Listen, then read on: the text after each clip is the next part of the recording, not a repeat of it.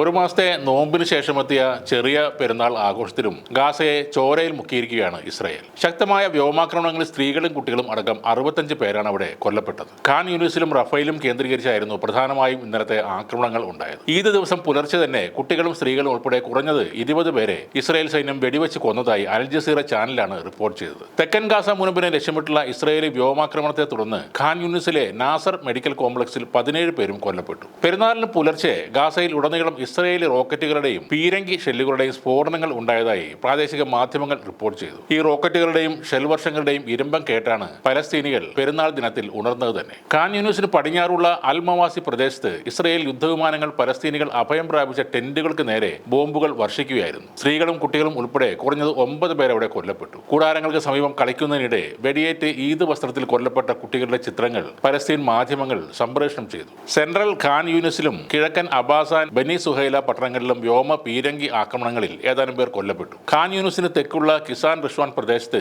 കുടിയിറക്കപ്പെട്ടവരെ പാർപ്പിച്ച കൂടാരത്തെ ലക്ഷ്യമിട്ട് ഇസ്രായേൽ വ്യോമാക്രമണം നടത്തി. അതിൽ 4 പേർ കൊല്ലപ്പെടുകയും 10ഓളം പേർക്ക് പരിക്കേൽക്കുകയും ചെയ്തു. അതേസമയം ഗാസയിൽ നിന്നും ഇസ്രായേൽ സൈന്യം തട്ടിക്കൊണ്ടുപോയ 14 റെഡ് ക്രോസ് സിവിൽ ഡിഫൻസ് ജീവനക്കാരുടെ മൃതദേഹങ്ങളും കണ്ടെത്തി. പലസ്തീൻ റെഡ് ക്രസന്റ് സൊസൈറ്റി ഇവരുടെ മൃതദേഹങ്ങൾ കണ്ടെടുത്തതായി അധികൃതർ അറിയിച്ചു. കൊല്ലപ്പെട്ടവരിൽ ഒരു UN ജീവനക്കാരനും ഉൾപ്പെടുന്നു. തെക്കൻ ഗാസയിലെ റഫക്ക് സമീപം വാഹനത്തിൽ സഞ്ചരിക്കുകയായിരുന്ന ഈ മെഡിക്കൽ സംഘത്തെ കൂട്ടക്കൊല ചെയ്ത് ഒരാഴ്ച കഴിയും മുമ്പെയാണ് വീണ്ടും പലസ്തീൻ ആരോഗ്യ പ്രവർത്തകർ ഇങ്ങനെ കൊല്ലപ്പെടുന്നത്. ഞായറാഴ്ച കണ്ടെടുത്ത 14 മൃതദേഹങ്ങളിൽ 8 എണ്ണം തങ്ങളുടെ ഡോക്ടർമാരുടേതാണെന്ന് PRCS അറിയിച്ചിട്ടുണ്ട്. 5 എണ്ണം കാണാതായ സിവിൽ ഡിഫൻസ് ജീവനക്കാരുടെയും മറ്റൊരാൾ UN ജീവനക്കാരുടേതുമാണെന്ന് PRCS വാർത്താക്കുറിപ്പിലൂടെ പറഞ്ഞു. തട്ടിക്കൊണ്ടുപോയവരിൽ അഹമ്മദ് നസ്ര എന്ന മെഡിക്കൽ സംഘത്തിലെ അംഗത്തെ ഇനിയും കണ്ടെത്തിയിട്ടില്ല. 4 ആഴ്ചയിലേറെയായി ഗാസയിൽ സമ്പൂർണ്ണ ഉപരോധമാണ്. ഭക്ഷ്യവസ്തുക്കളുടെ വിതരണം ഇസ്രായേൽ പൂർണ്ണമായും തടഞ്ഞിരിക്കുന്നതിനാൽ ഗാസയിലെ ഈദ് ഉൽ ഫിത്തർ പട്ടിണിയുടെ നടുവിലാണ്. കനത്ത ബോംബിംഗ് തുടരുന്നതിനാൽ ജീവകാരുണ്യ പ്രവർത്തകർക്കും സഞ്ചരിക്കാനാവാത്തൊരു അവസ്ഥയാണ് അവിടെയുള്ളത്. അതേസമയം ഇസ്രായേലിൽ നെതന്യാഹുവിനെതിരായ പ്രതിഷേധവും ശക്തമായി കൊണ്ടിരിക്കുകയാണ്. ടെലവീവിൽ പ്രതിഷേധക്കാരെ പോലീസ് ബലം പ്രയോഗിച്ചാണ് മാറ്റിയത്.